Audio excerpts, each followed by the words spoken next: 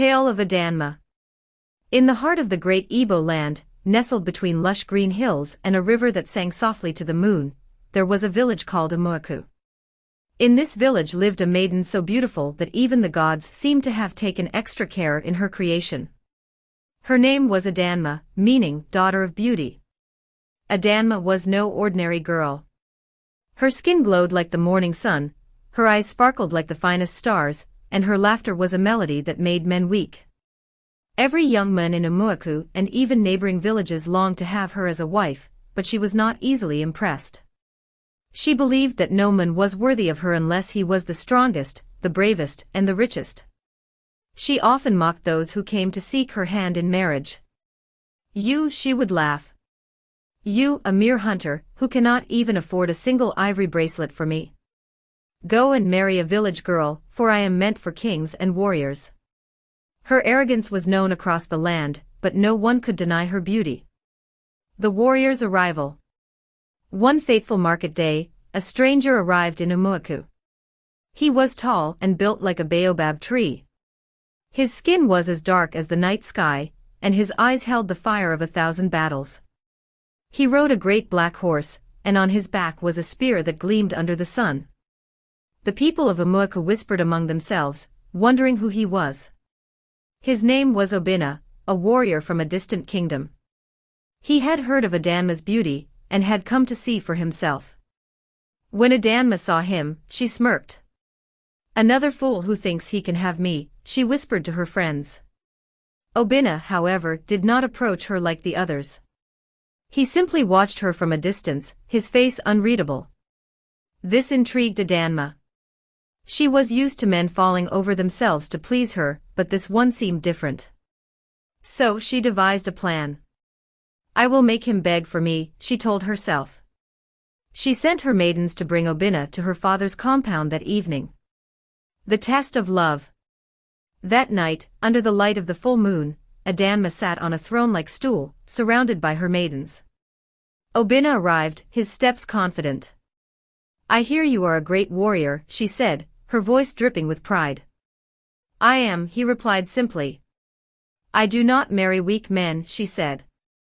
"If you wish for my hand, you must prove your strength. There is a wild beast in the forbidden forest, a leopard that has terrorized our people for years. If you truly desire me, you must kill it and bring me its skin." A murmur spread through the crowd. No one had ever dared challenge the beast, but Obinna simply nodded. "By tomorrow's sunrise, you will have your proof." Adamma was secretly excited. She had never met a man so bold. A shocking turn of events. That night, Obinna ventured into the forbidden forest. The villagers prayed for his safe return, but Adamma simply admired her reflection in a bowl of water, believing she had already won. By dawn, Obinna returned, carrying the leopard's skin over his shoulder, his body covered in blood and scratches. The people cheered, but Obinna's eyes remained fixed on Adamma. "I have done what you asked. Now, will you be my wife?" he asked. Adamma smirked. "A true warrior would bring me not just the skin but also the beast's heart." The crowd gasped. She was pushing her luck. Obinna's face darkened. Without a word, he turned and walked away. Days passed, then weeks, but he never returned. The regret. At first, Adamma did not care. He was just another man, she told herself. But soon, news reached the village that Obinna had returned to his kingdom and married a humble but kind maiden. Adamma's heart ached, but her pride would not let her admit it. One day, she decided to visit the forbidden forest herself, thinking she could prove she was just as brave. The moment she stepped into the forest, a chilling growl echoed around her. Too late, she realized, she was being hunted. A great leopard leapt from the shadows, its yellow eyes burning with rage. She screamed, running for her life, but the forest was unforgiving. By the time the villagers found her, she lay in the dirt, her fine clothes torn, her beauty marred by scratches. She was alive, but broken. From that day, she was never the same. The girl who once thought herself above all now lived in silence, her beauty overshadowed by her sorrow.